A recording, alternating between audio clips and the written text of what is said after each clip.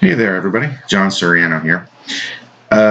You may or may not be aware of an NLP for EFT event I had scheduled coming up a little while ago, which I had canceled. And one of the reasons was just wasn't gelling together. I was trying to get through the PowerPoints, just wasn't feeling that kind of delivery, and among some other challenges as well, so I decided to cancel it.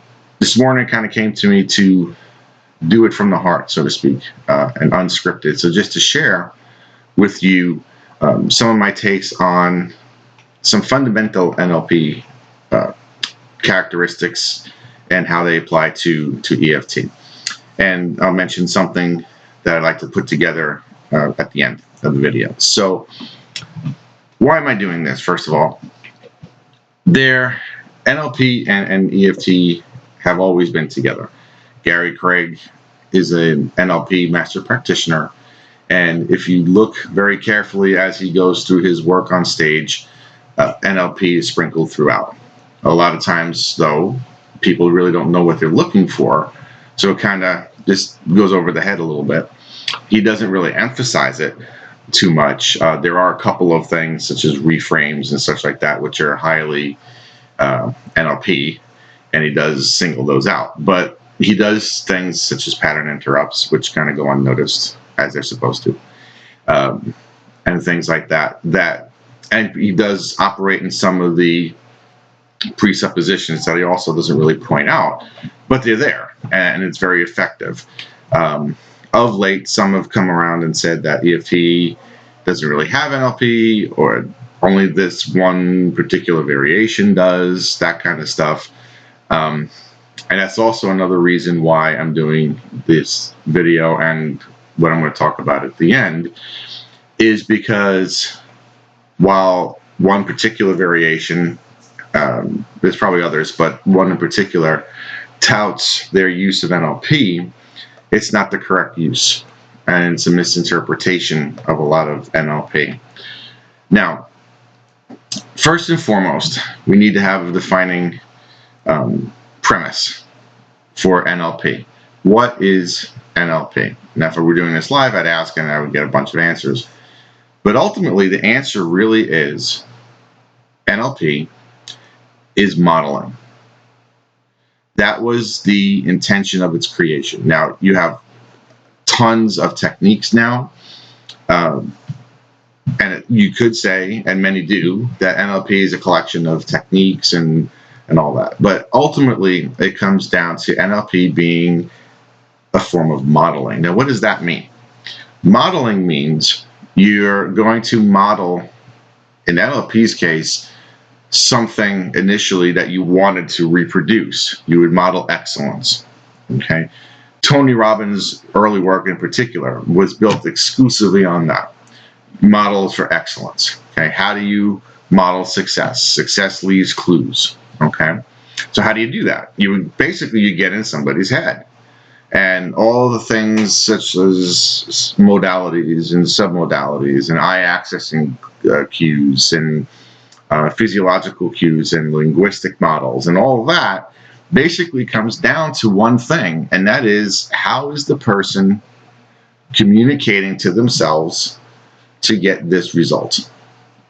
That is NLP. Ultimately, when you get to master practitioner levels, which is kind of funny, you learn all kinds of techniques and stuff early on in your practitioner level. When you get to master level, you pretty much throw it all away, and you're looking just at the fundamentals of what those techniques really are, how they all come together in a modeling process. So the ultimate end is the model. Now, that being said, let's suppose we discussed nothing else about NLP relating to its use in EFT than that.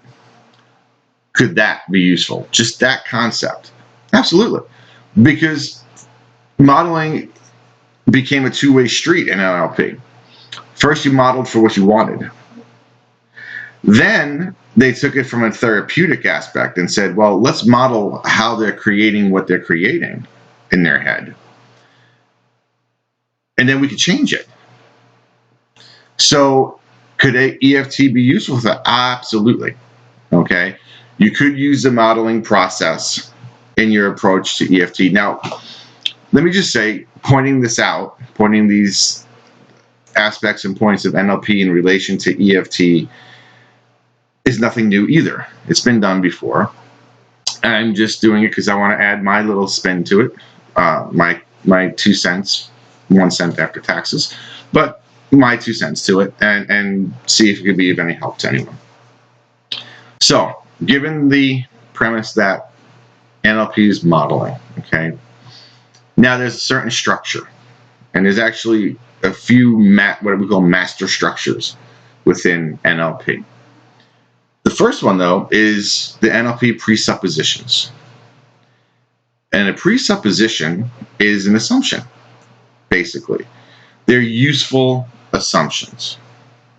Now, even though NLP uses these very useful assumptions, they're not gospel truth, even in NLP. And even though you'll hear some NLP trainers say that, they're not. They're useful assumptions. Could they be proven 100%?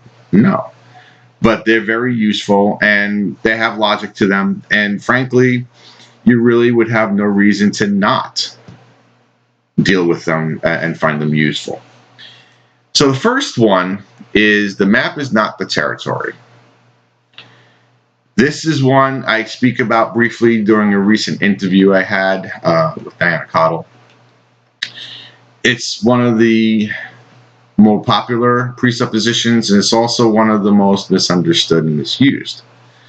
The map is not the territory is useful in the therapeutic angle in that this person, I need to get into their map. Okay, the world is not the world, so to speak. And you've heard this in all kinds of philosophies, from law of attraction to what have you. The point is, their world is their perception of the world. Okay? Tony Robbins uses a great allusion to this. It's a matter of focus and perception. So he uses the metaphor of going to a party.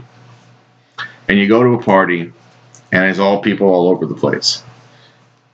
Your concept of the party is going to depend in a large degree on what you focused on.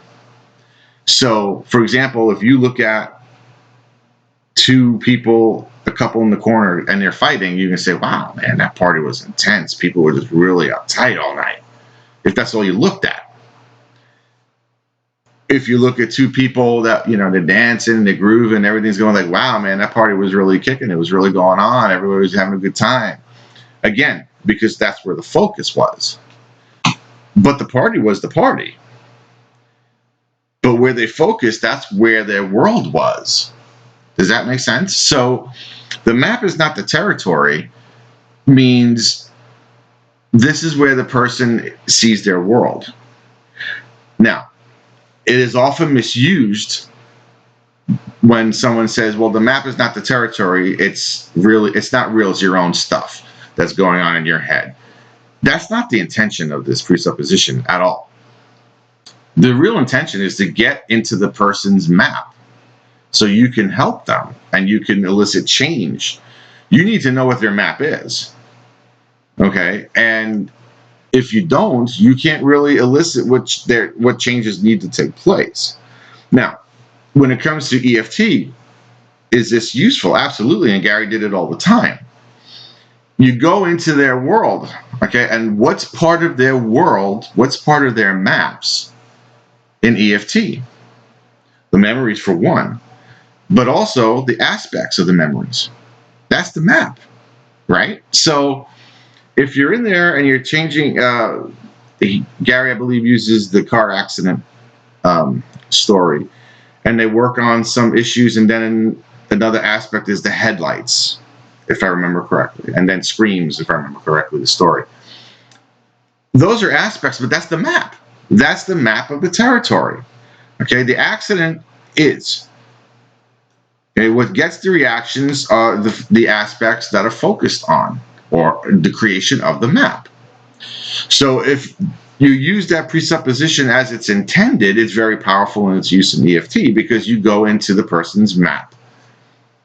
Because again, we're not supposed to be influencing from the outside in.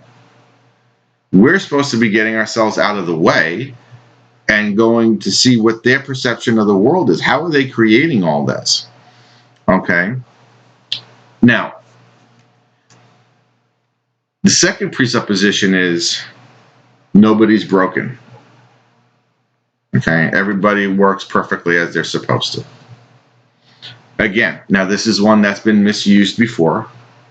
I have to admit, I've been on kind of both sides of this in terms of the EFT aspect to it. But after talking with some folks and doing some, excuse me, my own reflections and work on it, I've come to the same conclusions as some of the others. There's a misconception, again, by one of the main variations lately, that NLP teaches you're not broken, but EFT teaches that you are. And it's true that NLP does teach that you're not broken. Now, EFT's foundational discovery statement is all negative emotion is caused by a disruption in the energy field. So the question becomes, could those two concepts be married to each other? Okay. Now, disruption is a term for some debate, in my opinion. A disruption could mean something is broken and needs to be fixed. It doesn't in this case, but I could see where, even based on my own experience with talking with some folks, how it could be misconstrued that way. But that being said, the NLP model is everything's you work as you're supposed to work. So let's take, for example, a serious incident, and the person is agitated. Okay. Now, obviously, from the NLP perspective, we're going to look at how they're creating this agitation. Okay, what is it they're focusing on, and how are they doing that? We're going to get into their map, we're going to get into their model of the world, and we're going to figure out what's going on. But to marry the concepts actually is pretty easy. It came to me very, very recently. But you have a set of internal processes that are going on in NLP. These are creating a state. The state is absorbed by the body's energy system. Depending what the state is, will correspond to particular organs and or meridians. That meridian or energy channel or energy system, if you want to broaden it out, becomes disrupted or blocked, depending. So, is the body's energy system broken? Or is it doing what it's supposed to do? I use the analogy now of a fuse box. Is the entire house's electrical system broken because a fuse blows? No. And I think someone actually gave me this analogy now that I think about it. No. The electrical system did exactly what it's supposed to do. To prevent an overload, it blew a fuse. In the body's electrical system, you have a blockage or a disruption to stop the causing of a major system failure. So it makes sense. Now, if you have a state, and you have a certain state over a long period of time,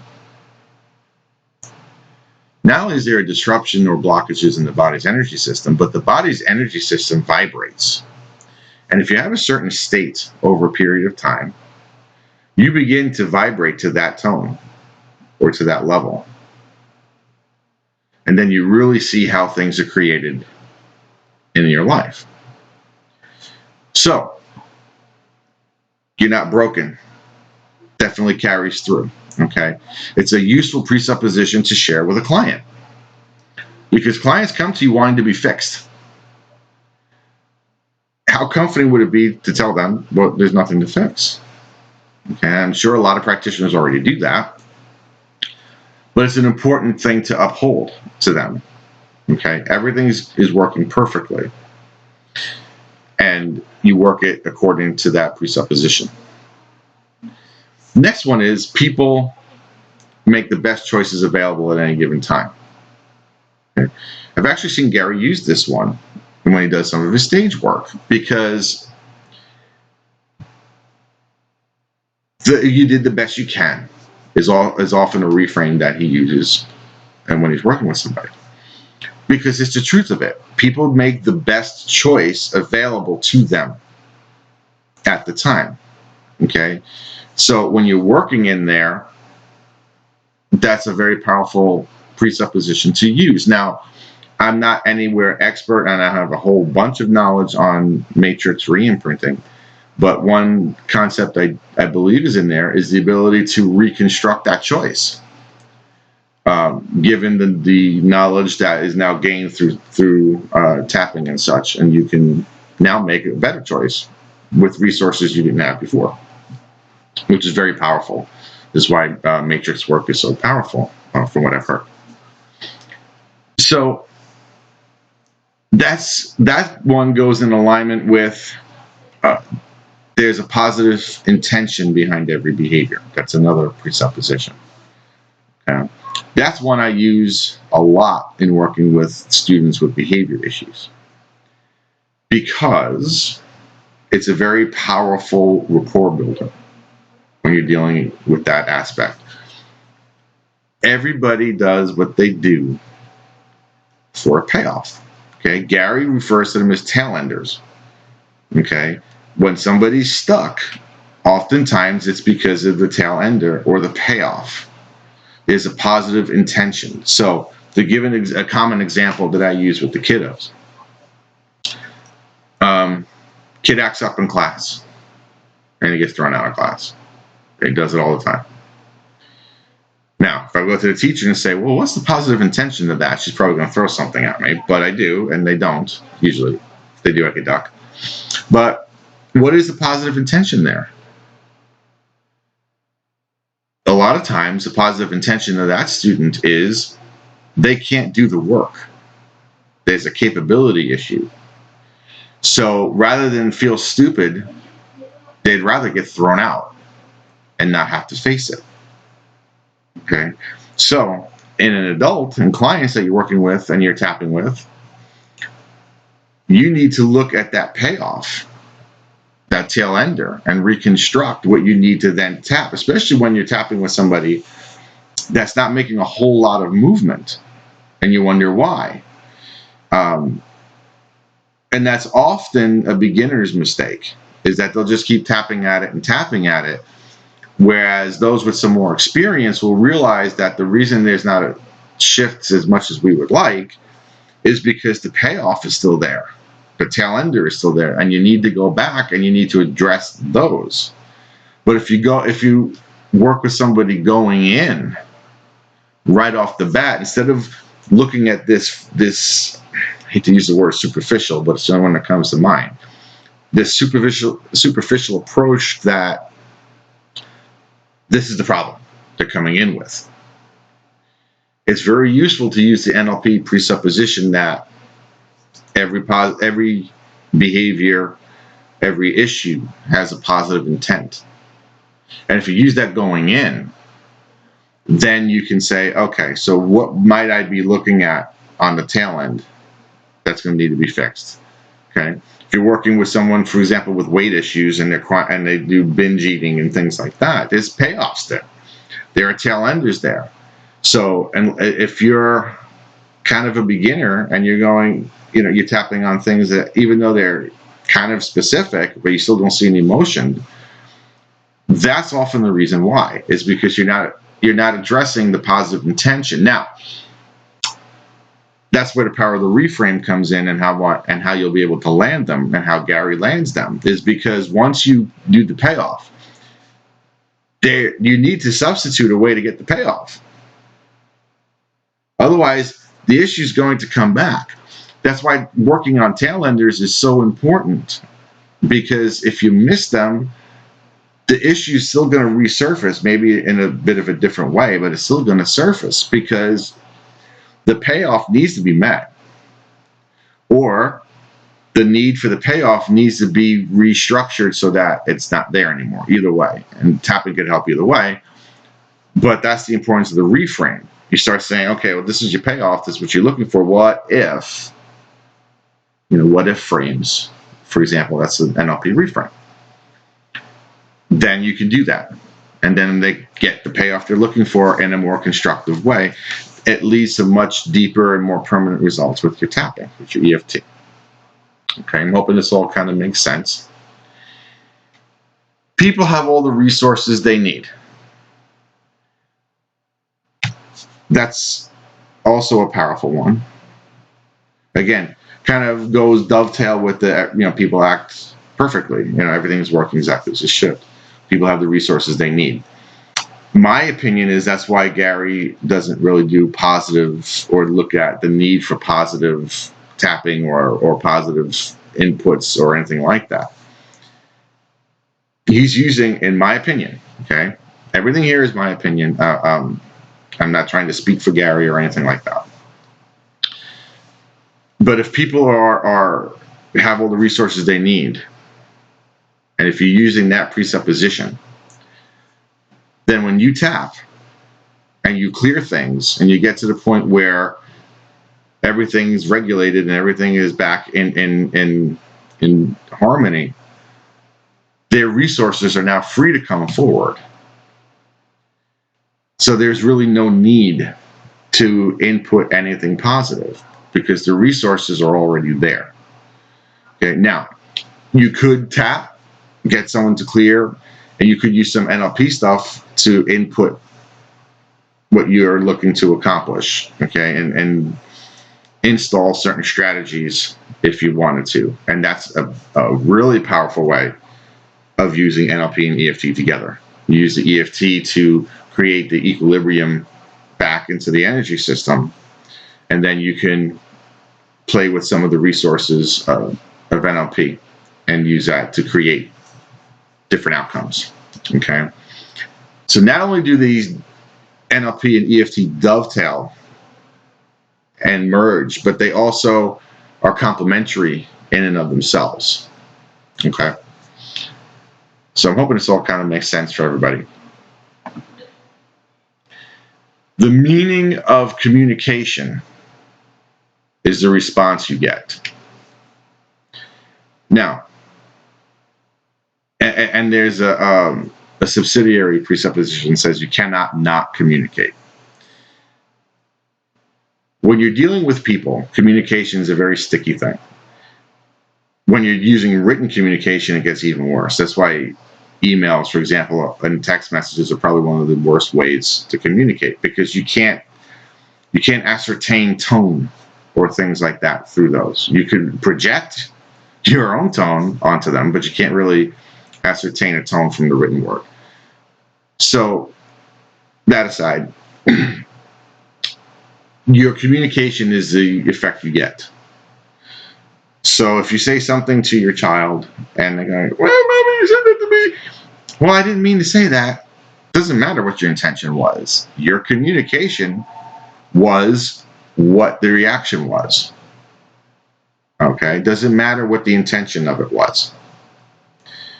So this is powerful in its use in NLP and EFT, because we could talk about this in terms of internal communication. Okay? The person who's overweight, I don't mean to be fat. Probably. But now that you have tail enders, you have, okay, but this is the effect of your internal communication that's causing these energy disruptions from the EFT perspective. So you have to look at the result, okay? And when NLP mentions communication, we're always talking about it in the duality role of external and internal communication. So at EFT, when you're working with a client with specific issues, you're dealing, for the most part, with internal communications. Okay, this is how they're communicating to themselves. Okay, those internal dialogues, which, by the way, are extremely useful to tap on. If you're working with a client and as they're going through the aspect, they hear themselves saying something to themselves, I tap on that all the time, because you need to disconnect that soundtrack as quickly as possible, because a lot of times that's a driver. But that's an internal communication, but it's not the only one. Okay, they could see things as dark. They could see, for overwhelm, for example, they see everything going from 0 to 100 in their head. They chunk up, as we say in NLP. Those are all internal communications. So it's not so much that they're not communicating, it's how they're communicating, and it's not so much the intention of how they're communicating to themselves. It's a matter of the result they're getting. Okay? If the result they're getting is not what they want, they need to change that internal communication. And that's the big part that EFT could play in this. Another presupposition is that the mind and the body are connected. Now, as EFTers, of course, we know that. We know that the mind runs the body. We also know that the body runs the mind. And some of the effects of EFT are as simple as it creates a relaxation response, which then causes the mind to have to rewire. That's a superficial aspect to EFT, but it does occur, and it's a useful one. Now, even though Gary teaches, for example, specifics, he does also teach that at times it's okay to tap on a global or a generalization, at least just to de-escalate. Now, why would he do that? Because he knows that it creates a relaxation response. You're not doing deep work there in any stretch, but you're creating a relaxation response. So that already begins the process. It already primes the pump of the mind to start to rewire, to start to change how that internal communication is taking place. Okay. So there are other frameworks in NLP that are very powerful to use and can be used directly in the work of tapping. Neurological levels is one. The meta model of NLP is another. And there's a couple others. So I mentioned at the beginning about something that I wanted to create going forward. And here's what it is. I'm putting a group together to do a group facilitation of the uses of some of those master structures in NLP in relation to using them with EFT tapping. And we're going to run it as an online group. And we're going to have 2 sessions to do that with. A minimum of 5 people, a maximum of 15, because I want everybody to get as much out of it as possible. So it would be 2 sessions on the internet, online, with up to 15 people for $75. That covers both sessions, and a secret Facebook group for ongoing support and questions and things like that. I'm going to set that up for towards the end of October, so look for that. So if you see this video and you're interested, just message me either here. I'll also have my email address on this YouTube page that I post this to. Get in touch with me, or you can get in touch with me on Facebook. I'll have all that information here. As soon as I figure out how to edit, I will. I wanted to have it flashing up here, so I might play with that editing stuff a little bit just to make it like, wow, he's really good. And as you can tell, I like to have fun with things. And this was part of the reason why I was getting so bummed out with the PowerPoint. It was too stale for me. This is kind of how I go, and coming out of the heart, so to speak. Neurological levels in NLP and the meta model, those 2 alone could send your EFT practice to the next level, in my opinion. and frankly, it's not really just my opinion. Others who have done similar kind of presentations thought the same way. They're very powerful and useful tools for you. And there'll be a couple other things as well. So again, looking to the end of October, it's 2 sessions, $75 US for both, not each, for both. And that covers the sessions and access to the secret Facebook group for questions and support.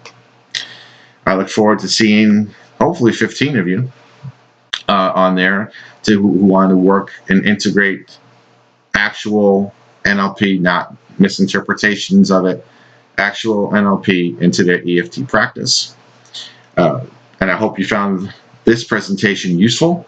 And I look forward to seeing you later this month in the group work. Have a great one. Take care.